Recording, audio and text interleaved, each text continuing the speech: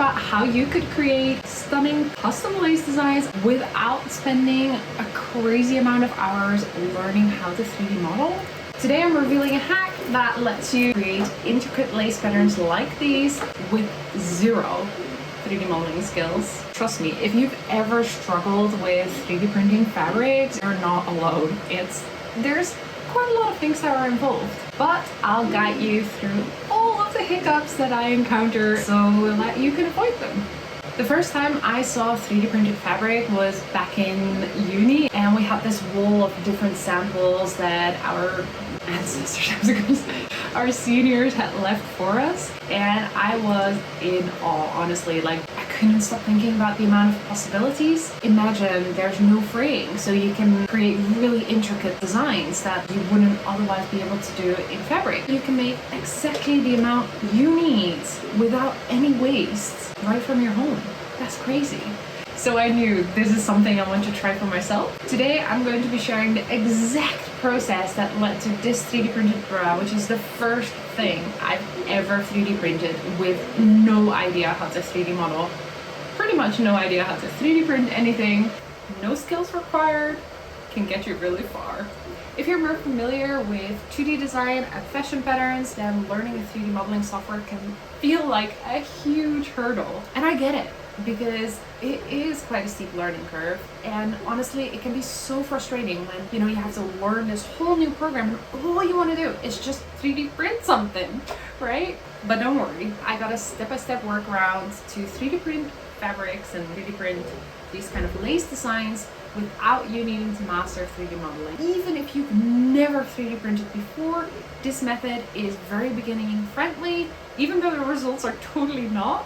This technique helped me get started with 3D printing, and now I'm slowly learning how to 3D model whilst already making cool designs like these. Because let's be real, none of us are experts straight from the beginning, and that is totally okay. Hi, if this is your first time here, welcome. I'm Bridget. I'm a 3D printed fashion designer and online educator. I teach how to create modular fabrics and explore the potential of what you can do with a 3D printer at home. Let's dive in. So here's the hack. If 3D is tough, let's start in 2D. So I'm going to be using a very simple shape outline in Illustrator. Just as a side note, I know Illustrator is not free. If you're looking for a cheaper alternative, there is Affinity Design, which is a great product. It's also a vector software, and you can have the first 6 months for free, and after that, it is much more affordable. Right, first thing we need to do is get a lace design. I'm going to use Etsy. And if you're wondering, Bridget, the title is literally how to 3D print your own lace. Why are you buying a file? I mean, call it lazy or call it efficient. When buying a file, you want to make sure that a DXF file is included, because we're going to need that in Illustrator. The key of what we're going to do next is create a black and white vector image of that lace. Let's open up our DXF file.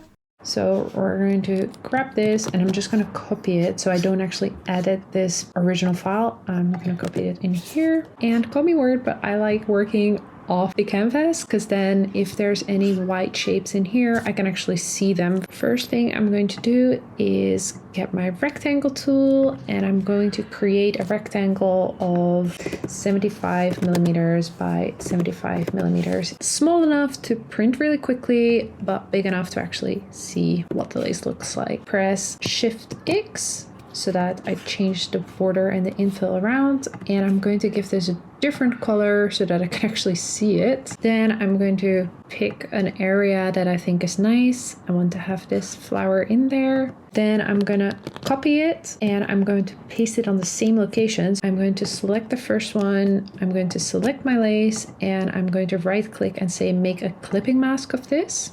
Now you can see if I hover over it that the rest of the lace is still there. We don't want that. So I'm going to click on it, and I'm going to Pathfinder intersect. That will get rid of all of your excess. So that is already your shape done. Then what we want to do next is, I don't want to just 3D print this shape because it would have really awkward borders here, some floating bits. So what I want to do is 3D print this border as well. And in order to do that, I need to combine these two images. And I can't do that right now because one is a stroke, whereas the other is a shape. And if I zoom in on this, then you can see the difference. This one's a stroke and that one's a shape. In order to combine these, I need to turn this into a shape. And before doing that, think about any lines that you have here need to be at least your nozzle width, which in my case and in most cases is 0.4 millimeters. Usually it says 1 point, but if I now make it 0.4 millimeters, then that gives me an idea of how big it needs to be minimally.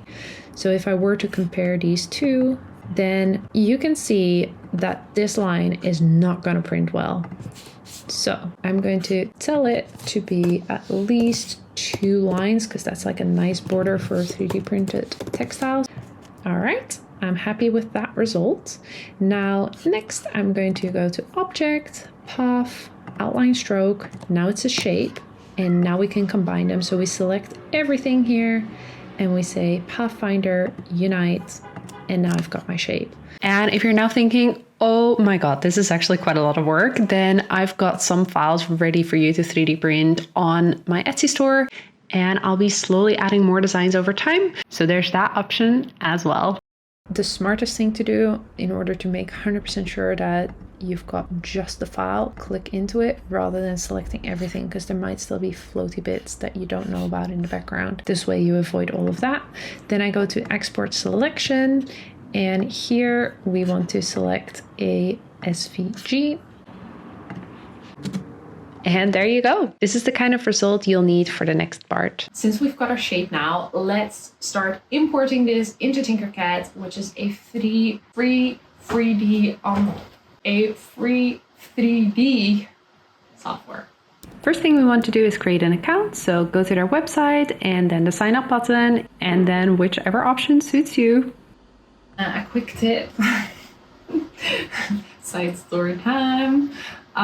I really dislike when softwares are trying to ask for personal information that I don't think they actually need. And so usually I'll be like, yeah, sure, this is my information, and just type random stuff. And today karma came back to bite me because I was being even more lazy. So, you know, normally at least I pick a date for my birthday that's slightly similar to my actual birthday. And this time around I was like, oh my God, I can't be bothered to scroll all the way down. So I'm just whatever. Please pick an age above 18 because otherwise you're going to get a warning that you actually need your teacher's approval to get into the account. And obviously I don't have a teacher, so that was not so smart. Please be smarter than me. Once you get into the software, open a new 3D model. And what we want to do is at the settings button in the right bottom, we want to make sure that the width and the length is the same as your build plate. So for me, that's 300 by 300 millimeters. To import our SVG lace file, we want to click on the import button and then drag the file over to the pop-up box. And then this next bit is really important. TinkerCAD chooses a width and length. I don't know where it gets it from, but it's wrong. So what we want to do is fill that out in millimeters, if you're using millimeters, right? And in order to do that, in Illustrator, I need to make sure that my document is set up in millimeter units first. So I'm going to go to File and then Document Setup, and then right there, Unit, it says pixels. I'll make that millimeters. Then we select our shape, go to Transform, and copy the width and the height that are now set to the millimeters into our width and length in TinkerCAD. And it's important to do this now because once your model is imported, scaling it inside TinkerCAD somehow screws with like the height setting. So changing the height after is not great anymore, but we'll get back to that in a sec because it is not loading. It's been 20 minutes and TinkerCAD still hasn't accepted my file. And I think I know why. Sometimes TinkerCAD just takes a bit longer, and I think 10 minutes, if it's very intricate, is not out of the norm. Like, especially, this one didn't take too long. Where's my other one? For example, this one took a lot longer to load than some of these. And so if it takes more than 10 minutes, something's up. Let's take a look at why. Because TinkerCAD doesn't, it's a free software. You get what you pay for, right? So it doesn't give an error message of what is wrong and why it cannot handle it. I'm going to import the file into the 3D modeling software that I use right now, which is Rhino, and see where the problem is. I have a suspicion, but let's see if that's actually the case, and then we can move on from here. Making a 3D model here is very similar. I'm selecting all my curves and I'm extruding them. Sure enough, Rhino knows right away, intersecting lines. So in this case, we're dealing with the second thing to avoiding your 2D models in order to make good 3D models. And Rhino has a couple of really great commands that will help you find and solve these issues. First, start by exploding the curve so you've got all kinds of small segments, and then join them all back together again. And it tells me that I have 160 closed curves and 1 open curve. That open curve is a big issue. It won't extrude into a 3D model if you have any open curves in this model. So what we can do here is say select open curves, and it will tell me exactly, hey, this curves, there's something wrong here. So next thing, I know now there's a problem with this curve, so I'm going to select the curve end, which gives me 1 point, and then I'm going to select the curve start, which gives me another point. These should be on the exact same location, but clearly they aren't, so this is causing a duplicate line, and of course it won't be able to close it. So if I delete this point and I move this one there, so if I now select everything again, explode it, and then join it again, you see now I have 161 closed curves. We're good.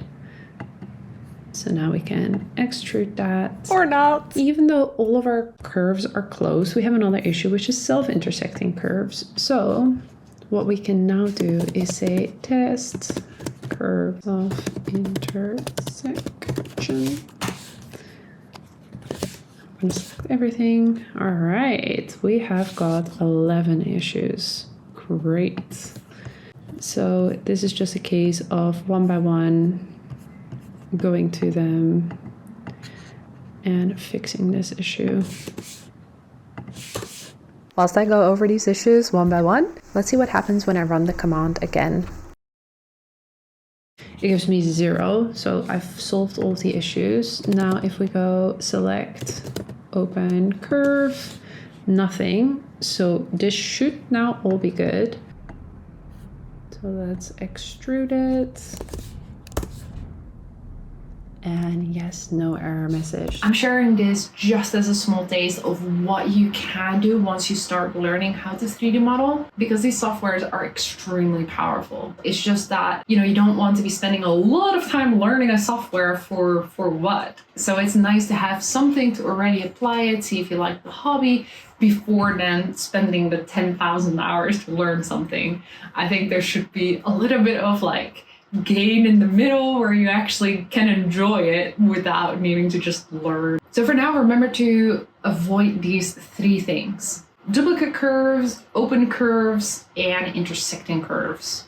You don't want any of them when you're making a vector file for 3D printing. Do these 3 things kind of come as a surprise? Have you ever run into similar issues? Then drop a comment below if you have any tips, or if you want to share what you're struggling with, because we're all in this together. Right, now that we know the problem, let's go back to Illustrator and see if we can fix it there. It is a little bit more manual, but it is doable.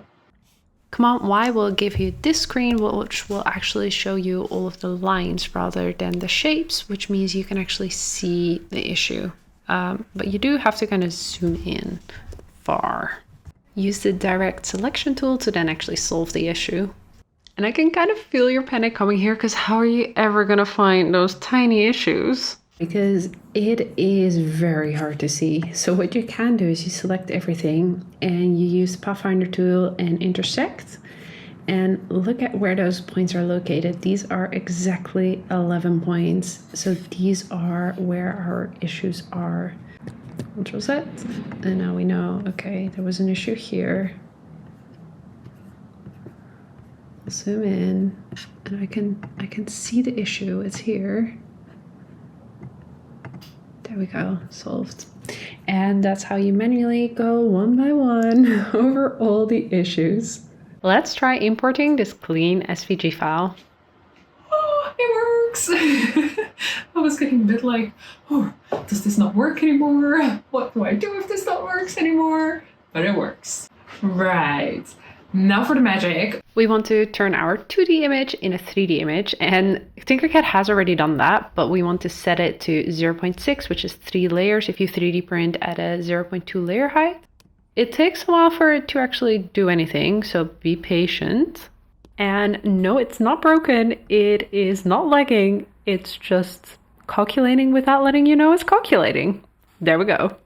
And then the final thing that we want to do is select your shape and export it to an STL file. Done. I bet in the beginning of this video, you were thinking that I spent hours making this, even though, you know, you don't need skills, but it probably took you a long time. Neither. It is easy and it doesn't require any skills either. Now that we have the 3D model, let's import this in Cura and start 3D printing. Drag your STL file into your slicer program, and what we want to do now is slice it. I'm assuming you're gonna have your printer set up, you're gonna have your material set up, because I'm not covering that in this video. There's other videos for that. And what we want to do with this method, the lace method, is make sure that either you have top and bottom turned on, or and kind of end, you have your infill density set to 100%, because we've already designed our lace, so we don't want then on top of that also an infill, although you can play with that. All right, let's export our file and 3D print it. Here's the final results. No advanced skills needed. Just a little bit of patience probably and a clever workaround. And then you can just start making sample after sample. If you want your own printable version, check the link down below. Remember that it's not about getting it perfect the first time, but about learning and improving over time. Quick pro tip, these two are printed with the exact same filament. The filament has been dried the same amount when I printed this. This one has a lot of stringing, this one doesn't. Why? Because in the slicer software, you can tell the printer not to take the shortest route from A to B, but to only go from A to B via what you're printing out. So it comes out a lot cleaner just by changing some settings. So that is my first tip on your way to improvement for each try. If you want to take your 3D printing to the next level and want to apply this technique to a small project, then join me next week for some live webinars where I explain how you now, rather than square samples everywhere, because at some point you get tired of those, how you can put it into a different shape. I'll walk you through the process and I'll answer any questions you may have. And because you made it this far, I have a surprise for you. I've turned this video into a free downloadable guide. So in my link in bio or somewhere down here, I'll put a link to that guide, and that explains all of the different steps on paper. So you don't need to continuously like go back and forth in the video. You just have it somewhere in a PDF. Please share your creations using #variable seams, because I would love to see what you guys make, because honestly this is endless. Like there's no limit to how much creativity you can apply to this. Hit that bell if you never want to miss an update. Until next time.